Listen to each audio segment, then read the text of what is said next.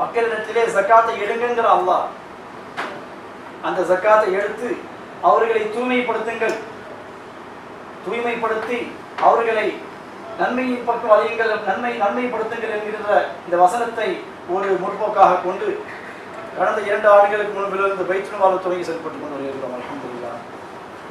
அருமையான சகோதரர்களே, நீங்கள் மாதம் 10 திரகம் சந்தவாக தருகின்ற இந்த நிதிகளை கொண்டு நமது ஏழை மாணவிகளுக்கு கல்வி உதவிகளை செய்து வருகிறோம்.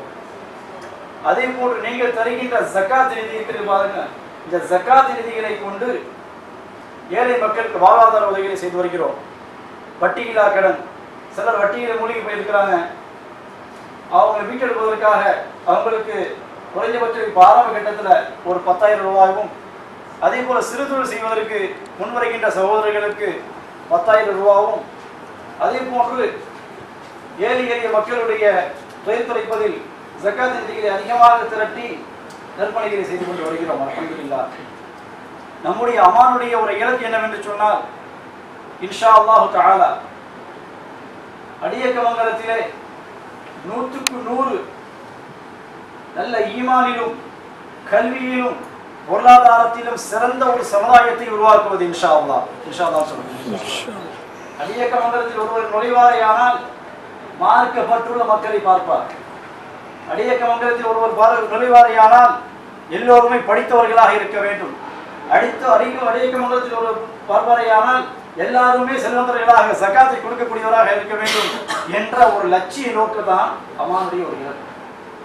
அந்த இலக்கை நோக்கி அல்ஹம்துலில்லாஹ் இன்று நாம் அப்படியே செயல்பட்டு வருகின்றோம். இதுல வந்து மிகப்பெரிய ஒரு சந்தோஷமான ஒரு நிகழ்ச்சினா, 2 மாதத்திற்கு முன்னால ஒரு சகோதரர் இன்னைக்கு போனை தொடர்பு கொள்றாரு. அவர் போனை தொடர்பு கொண்டு ஜக்காத் நிதி வச்சிருக்கிறேன், அம்மாவிலேருந்து வாங்கிக்கிறீங்க அப்படின்னு. நான் சொன்னேன், இப்போதைக்கு கொஞ்சம் ஒரு வேலை நிமித்தமாக வேலை கொஞ்சம் தூரத்தில் இருக்கிறேன் அப்படிங்கிறப்ப பிரச்சனை இல்லை, நீங்கள் இருக்கக்கூடிய இடத்த சொல்லுங்கள், நான் வந்து தரேன் அப்படின்னு சொல்லிட்டு இந்த சகோதரர் தொடர்ந்து இதை ஃபாலோ பண்ணி வந்து 1000 திரகம் ஜக்காத் நிதி வந்து கொடுத்துருக்கிறாங்க. அல்ஹம்துலில்லாஹ். அல்லாஹ் தஆலா அவருக்கும் நமது அனைத்து முஸ்லிம்களுக்கும் ஒட்டுமொத்த உலக முஸ்லிம்களுக்கும் அல்லாஹ் தஆலா கருணையும் ரஹ்மத்தும் பரக்கத்தும் செய்வாராக. அருமையான சகோதரர்களே, ரசூலுல்லாஹி ஸல்லல்லாஹு அலைஹி வஸல்லம் சொல்றாங்க, அண்டை வீட்டுக்காரர் மீது ரொம்ப ஆர்வமாக இருங்க. அண்டை வீட்டுக்காரர் பசித்திருக்க தான் வயிறார உண்ணக்கூடிய முஃமின் அல்ல என்று ரசூலுல்லாஹி ஸல்லல்லாஹு அலைஹி வஸல்லம் சொல்றாங்க. அந்த ஒரு ஹதீஸையும் நாம் முன்மாதிரியாக கொண்டிருக்கிறோம். அருமையான சகோதரர்களே, இன்றைய காலகட்டம் அகில உலக முஸ்லிம்களுக்கு மிக சவாலான ஒரு நேரத்தில் இருக்கிறோம்.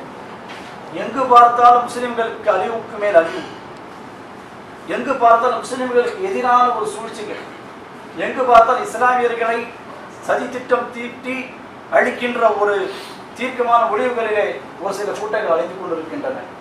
இந்த காலகட்டத்திலே முஸ்லிம் சமுதாயமாகிய நாம் அல்லாஹ் சொல்லுகின்ற இன்னமல் முஃமினூன இஹ்வா, ஈமான் கொண்டவர்கள் எல்லோருமே சகோதரர்கள், முஃமினான அனைவர்களுமே சகோதரர்கள் என்ற இந்த வசனத்தை முன்மாதிரியாக கொண்டு நம்முடைய அனைத்து முஸ்லிம் சகோதரனையும் சகோதரனாக பார்க்கின்ற அந்த பக்குவத்தை நாம் ஏற்படுத்திக் கொள்ள வேண்டும். இரண்டாவதாக, நம்முடைய சமுதாயம் அடுத்தவர்களிடத்தில் உதவியை தேடி நிற்கக்கூடிய சூழலை அவலத்தை நாம் ஏற்படுத்தவே கூடாது. அரசாங்கம் தருகின்ற மற்றவர்கள் தருகின்ற அந்த சலுகை நமக்கு கிடைக்க வேண்டும் அவசியமாக.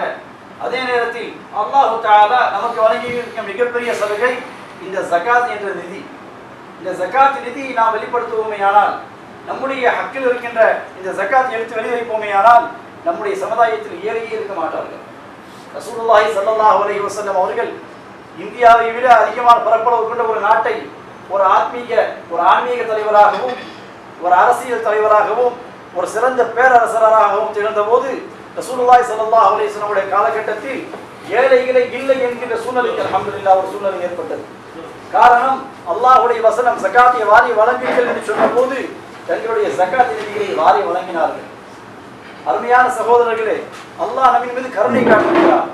நமக்கு 100 திரகத்தை தந்துவிட்டு 100 ரூபாவை தந்துவிட்டு அது 2.5 ரூபாவை மாத்திரம் ஏழைகளுக்கு ஜகாத் கொடுங்க என்று சொல்றோம். தந்திருக்கின்ற 100 ரூபாயிலே எனக்கு 50 ரூபாய் ஜகாத் கொடுங்கன்னு அல்லாஹ் சொல்லல. வெறும் 2.5%. 100 ரூபாயில 2.5 ரூபாய், 100 திரகத்துல 2.5 திரகம்,